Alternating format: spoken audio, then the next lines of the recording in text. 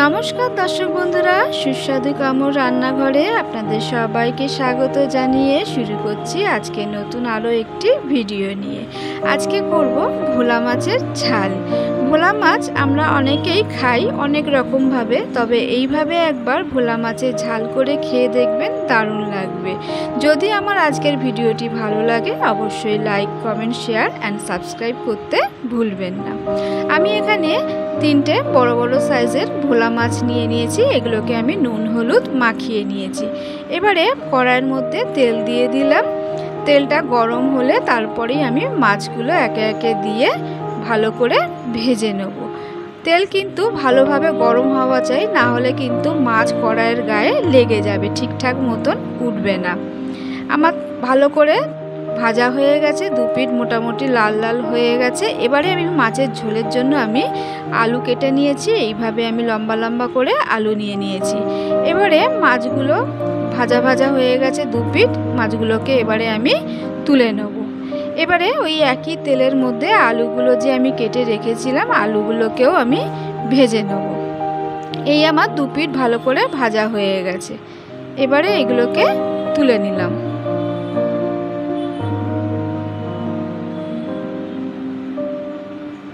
এবার এখানে মশলা বলতে একটা মাঝারি সাইজের পেঁয়াজ নিয়েছি, দুটো টমেটো নিয়েছি, আর নিয়েছি কাঁচা লঙ্কা। আপনারা ঝাল যেমন খাবেন সেই অনুযায়ী লঙ্কা দেবেন। এবারে আমি আলুগুলোকে দিয়ে দিলাম। আলুগুলোকে আমি একইভাবে লাল লাল করে ভেজে নেব। ভালো করে তেলের সাথে এইভাবে মিশিয়ে ভালো করে আমি আলুটাকে ভাজা ভাজা করে নেব। এবারে আমি যে পেঁয়াজটা নিয়েছিলাম পেঁয়াজটাকে আমি একটা গ্রেটারের মাধ্যমে এইভাবে ঘষে নিয়েছি। পেঁয়াজটা বাটলে পরে একটু গ্রেভিটা গাঢ় হয়ে যায়, ঝোলের টেস্টটা অতটা ভালো আসে না। এইভাবে গ্রেটারের মাধ্যমে ঘষে নিয়ে পেঁয়াজ রান্না করবেন, তাহলে তরকারির স্বাদটা ভালো আসে। এই আমার আলুটা মোটামুটি ভাজা ভাজা হয়ে গেছে। এবারে আলুটাকে আমি তুলে নেব।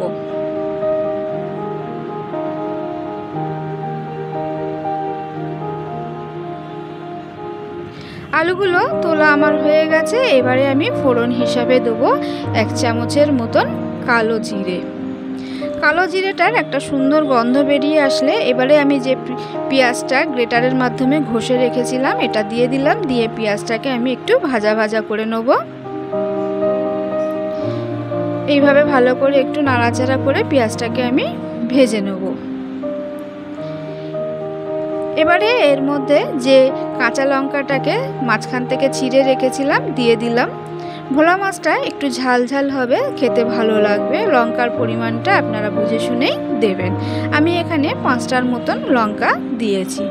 লঙ্কা আর পেঁয়াজটাকে ভালো করে ভাজা ভাজা হয়ে গেছে। এবারে আমি যে টমেটোটাকে কুচি করে রেখেছিলাম টমেটোটাকেও দিয়ে দিলাম। টমেটোটা যতক্ষণ না সেদ্ধ হচ্ছে আমি এইভাবেই ভালো করে তেলের সাথে মেশাতে থাকবো। পেঁয়াজটা লঙ্কাটা দুটোই ভালো মতনভাবে সেদ্ধও হয়ে গেছে। এবারে আমি এর মধ্যে দিয়ে দেবো 1 চামচের মতন রসুন বাটা,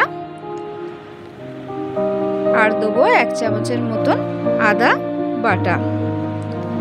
এবারে এই দুটো মশলাকে ভালো করে তেলের সাথে মিশিয়ে নেব। যতক্ষণ না মশলার যে কাঁচা গন্ধটা আদা রসুনের যাচ্ছে ততক্ষণ পর্যন্ত কষাতে থাকলাম। এবার এর মধ্যে দিয়ে দিলাম পরিমাণ মতো নুন, হলুদ আর কাশ্মীরি লঙ্কার গুঁড়ো। এইসব মশলাগুলোকে দিয়ে আমি আবারও ভালো করে একটু কষিয়ে নেব। মোটামুটি আমার কষানো হয়ে গেছে। এবারে সামান্য পরিমাণ একটু জল দিয়ে আর একটু ভালো করে নাড়াচাড়া করে নেব। মশলা থেকে কিন্তু তেল বেরিয়ে গেছে, মশলাটা কিন্তু আমার কষানো হয়েই গেছে। এবারে আলুগুলো যে আমি ভেজে রেখেছিলাম মশলাটা কষানো হয়ে গেল। এবার এর মধ্যে আলুগুলো আমি দিয়ে দিলাম। আলুগুলোকে দিয়ে আমি মশলার সাথে ভালো করে এইভাবে মিশিয়ে নেব, যাতে আলুর গায়ে তেল মশলা ভালো মতন সব ঢুকে যায়। আলুর সাথে আমার মশলা ভালো করে কষানো হয়ে গেছে।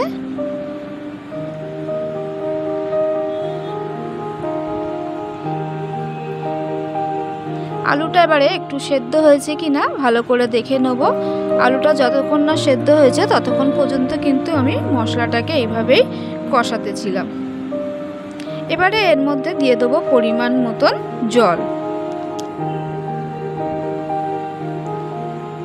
জলটা দেওয়া হয়ে গেছে, এবারে মশলার সাথে ভালো করে মিশিয়ে নেব। ঝোলটা একটু ফোটা অবধি ওয়েট করব।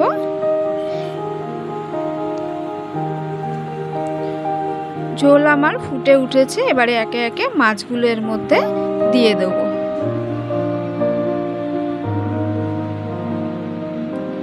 মাছগুলো দেওয়া হয়ে গেছে, এবারে ভালো করে ঝোলের সাথে মিশিয়ে নেব। একটুখানি ফুট ওঠা অবধি মাছটাকে আমি ঝোলের মধ্যেই রেখে দেব।